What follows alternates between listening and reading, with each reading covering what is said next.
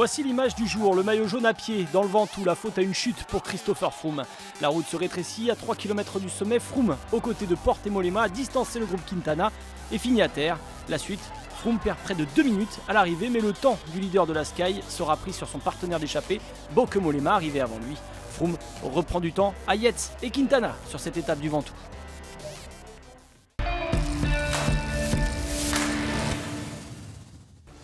12e étape du Tour de France raccourcie ce jeudi 14 juillet. Les conditions météo ont contraint l'organisation à raccourcir l'ascension du Mont Ventoux. L'arrivée se fera au chalet Reynard à 6 km de l'arrivée initiale.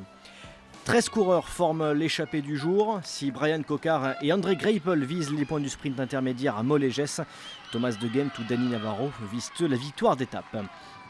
Greipel et Cocard se font piéger par Keisse Lindemann au sprint intermédiaire, passant la ligne aux 3e et 4e places. Un groupe d'échappés toujours chassé par le peloton qui revient à 10 minutes à 50 km de l'arrivée. L'écart fond, l'échappée semble condamnée, mais dans la descente du col des 3 termes, Simon Gerrans chute et entraîne 3 équipiers de Chris Froome, dont Jan Stannard avec lui.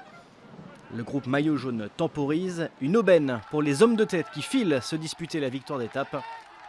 Dans un final de costaud, le Belge Thomas De Gendt s'impose devant Pauwels et Navarro.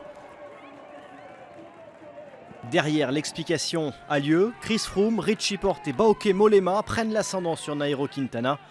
Mais à quelques kilomètres de l'arrivée, une chute met à terre les 3 leaders. Tel un triathlète, Chris Froome poursuit l'ascension à pied avant d'être dépanné et finira plus d'1 minute 30 de Mollema. Il sera finalement reclassé dans le même temps que le néerlandais et conservera ainsi la tête du général.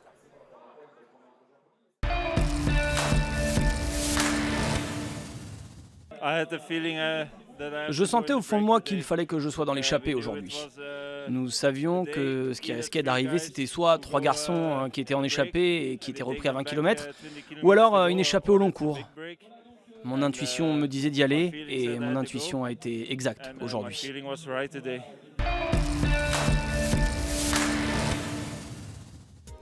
Deuxième victoire d'étape sur un grand tour pour Thomas De Gendt devant ses compagnons de l'échappée du jour. Le Français Sylvain Chavanel est 5e, premier favori Bauke Mollema, 10e à plus de 5 minutes. Au général, Chris Froome conserve donc son maillot jaune malgré l'incident de fin de course et accentue même son avance sur Adam Yates et Nairo Quintana. Belle opération pour le Français Romain Bardet, 5e à 1 minute 15 du leader.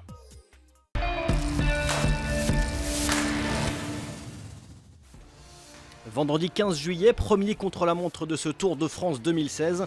Un parcours exigeant de 37,5 km entre Bourg-Saint-Andéol et la caverne du Pont d'Arc avec 2 bosses au programme et une nouvelle explication à distance, cette fois-ci entre favoris.